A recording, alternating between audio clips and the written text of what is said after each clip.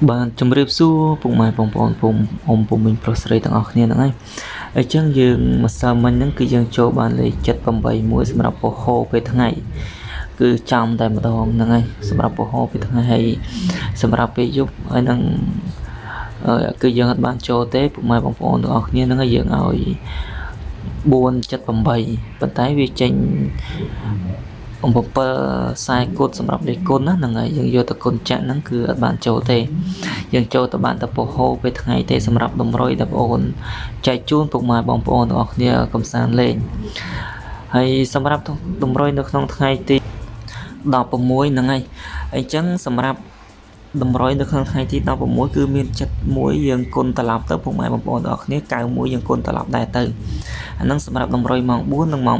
6សម្រាប់ថ្ងៃទី16ហ្នឹង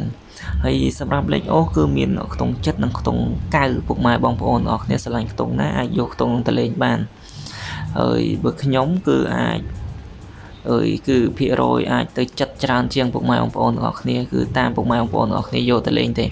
ហើយសម្រាប់ប៉ុស្តិ៍ឡូគឺមានឲ្យប៉ុស្តិ៍ឡូដែរសារពុកម៉ែបងប្អូនទាំងអស់គ្នាសារលេងប៉ុស្តិ៍ឡូអញ្ចឹងគឺឲ្យ56ហើយសម្រាប់លេខធំ9 17អញ្ចឹងលេខនៅក្នុងថ្ងៃទី16តម្រុយយើងគឺមានតែប៉ុណ្្នឹងទេ